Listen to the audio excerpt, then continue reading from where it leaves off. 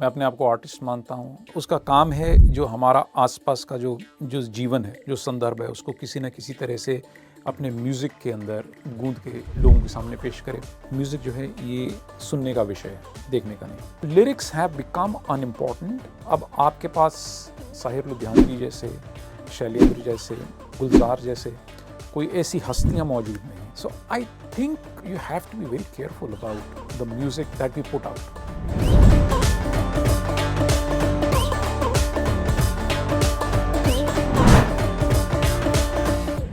मैं दिल्ली वाला हूँ और मेरा संगीत दिल्ली के बारे में है, मेरे इर्द गिर्द जो मुझे दिखता है उसके बारे में।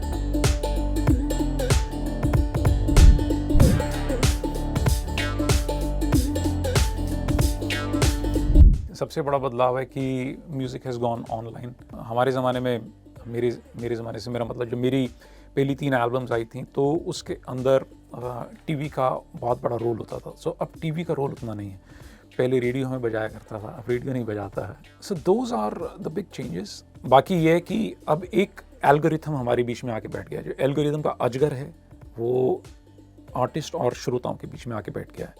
सो अजगर को उसकी भेंट देनी पड़ती है, तभी आप श्रोता तक पहुंच सकते हैं। ये सबसे बड़ा बदलाव मेरी नज़र में।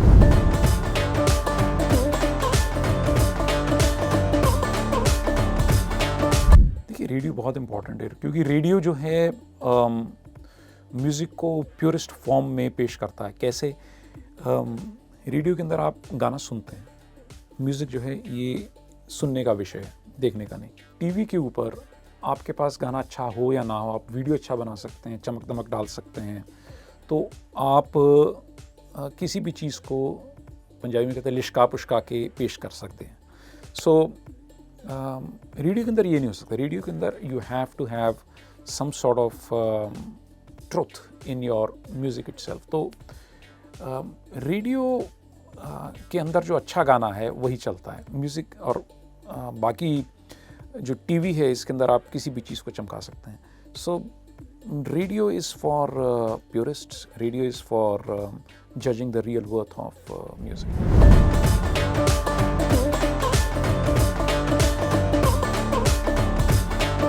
लिरिक्स बहुत इम्पॉर्टेंट है, पर लिरिक्स मेरे ख्याल से अब हमारे ज़माने में जो आजकल का ज़माना है इसके अंदर हम देख रहे हैं कि भाषा जो है वो एक फंक्शनल शक्ल अख्तियार करती जा रही है और लोगों के पास ना ज़्यादा समय है कोई गंभीर बात करने का, ना सुनने का। उनके अटेंशन स्पैन्स वो बिल्स की रेस के अंदर इतना लगे हुए हैं कि उनके पास कोई धीर गंभीर बात करने का, सुनने का कोई समय नहीं। सो लिरिक्स हैव बिकम अनइम्पॉर्टेंट और वो आपको, उसका अक्स आपको आपके गीतों के अंदर सुनाई देता है। अब आपके पास साहिर लुधियानवी जैसे, शैलेंद्र जैसे,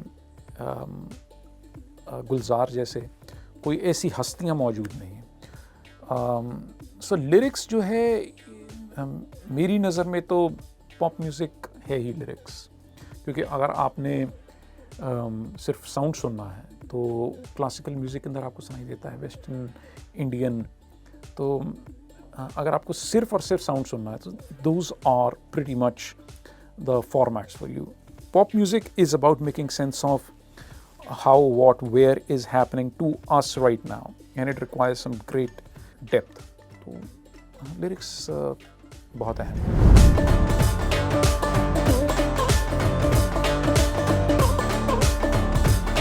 देखिए, हर दौर की अपनी स्ट्रगल है। पहले गेट कीपर्स होते थे म्यूज़िक के अंदर, या आपको जो फेम का दरवाज़ा था उसके ऊपर गेट कीपर्स बैठे रहते थे। तो 50-60s के अंदर वो गेट कीपर म्यूज़िक डायरेक्टर था और वो म्यूज़िक डायरेक्टर बड़े रसिया होते थे, बड़े पारखू होते थे। उनके पास इसको जज करने की बढ़िया एस्थेटिक्स हुआ करते थे। तो जिसके कारण आपका 50-60s का म्यूज़िक आज भी अगर हम बात करें तो हमारे देश का सबसे बेहतरीन म्यूज़िक 50-60s का है। उसके बाद गेट कीपर्स 90s के अंदर आपका A&R बन गया, जिसको हम कहते हैं आर्टिस्ट एंड रेpertoire manager of big music labels. उसके बाद वो that was a step down.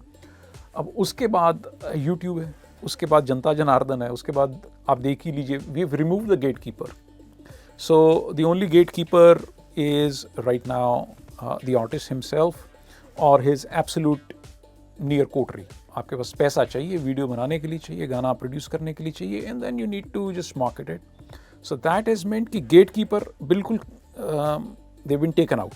हम जब होते थे मेरे ज़माने में हमें गेट कीपर का होना बड़ा अखरता था, पर अब इन रेट्रोस्पेक्ट हमें लगता है कि वो एक बेसिक मिनिमम क्वालिटी गारंटी करने का एक ज़रिया था.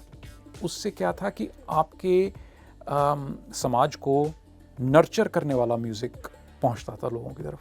अब आपके समाज को एक्साइट करने वाला, इसके अंदर उथल पुथल मचाने वाला म्यूज़िक ज़्यादा आ गया. जैसे आपने देखा हो कि दिल्ली के अंदर जब औरतों के प्रति हिंसा बहुत बढ़ गई थी पिछले, जिसके अंदर कुछ रेप केसेस और इस तरह के दिल्ली के अंदर इस तरह का बहुत एक दौर आ गया था. जब आप उस वक्त का पॉप म्यूज़िक उठा के देखते हैं तो आपको शायद समझ में आ जाए कि ये एक बैकग्राउंड थी जिसके अंदर ये सब चल रहा था.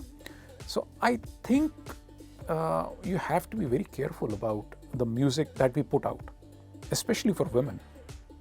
It is crucial that they have a say in what kind of music is coming out.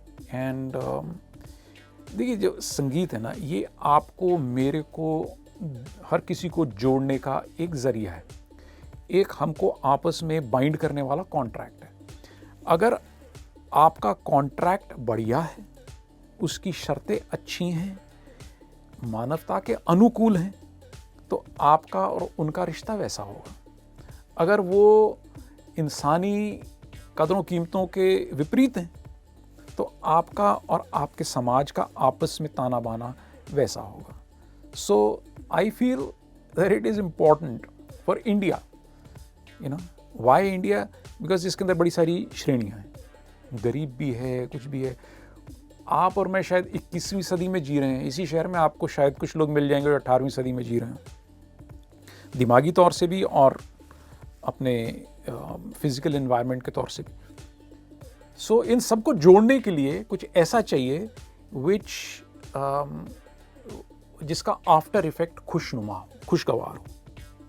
You know, it is okay for us to feel excited and, you know, say, okay, I went to a concert and something scandalous was said there. But you have to, आपको उसको थोड़ा सा वज़न देना पड़ेगा, तोलना पड़ेगा. क्यों? क्योंकि आप अपने आप को अमेरिका के साथ कंपेयर करते हैं, यूरोप के साथ कंपेयर करते हैं. यूरोप के अंदर अगर कोई ऊंची नीची बात होती है, आप एक फ़ोन करते हैं, पुलिस आ जाती है. ठीक है. You've gone to a crazy event where some scandalous stuff was being said on stage and people were, acting ridiculously. Out of that frenzy, when you move out and somebody misbehaves with you, you still have an expectation of civility from the people around you and the state. अभी हमारी development उस level की नहीं हुई. आप रात को 12 बजे एक ऐसे कॉन्सर्ट पे जिसपे आवा तवा म्यूज़िक चल रहा था, जब बाहर निकलेंगे और आपके साथ ऊंच नीच हो जाती है, आप फ़ोन लगाएंगे, तो आप इस बात की उम्मीद ना करें कि फ़ौरन शां करती हैं वहाँ 4 गाड़ियाँ आ जाएंगी और आपको रेस्क्यू किया जाएगा. That is the reality and I am talking about Delhi. आप गढ़चंकर हैं, बदायूं हैं और मुजफ्फरपुर हैं, तो फिर इन सब की उम्मीद थोड़ी सी और कम करनी चाहिए. So we have to be careful.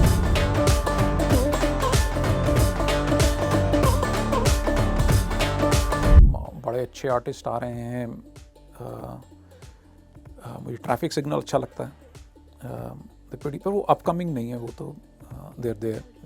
मैंने बहुत से ऐसे लोग अब सुन रहा हूँ, मेरे को अपना गीत संगीत भेजते रहते हैं, जो अब अलग अलग भाषाओं में लिख रहे हैं. कुछ किसी की अगर मातृभाषा है हिंदी, तो उसके अंदर लिख रहा है, कोई अंग्रेज़ी में भी लिख रहा है.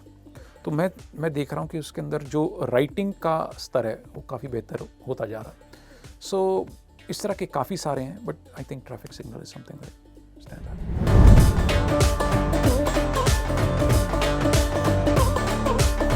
मैं अपने आप को आर्टिस्ट मानता हूँ, और आर्टिस्ट जो है वो उसका काम है जो हमारा आसपास का जो जीवन है, जो संदर्भ है, उसको किसी न किसी तरह से अपने म्यूज़िक के अंदर गूंद के लोगों के सामने पेश करे. सो मैं किसी भी समय कुछ 4-5 गानों के ऊपर काम कर रहा था। सो यही मेरा प्रोजेक्ट है और यही आपके सामने पेश होगा ज़रूर।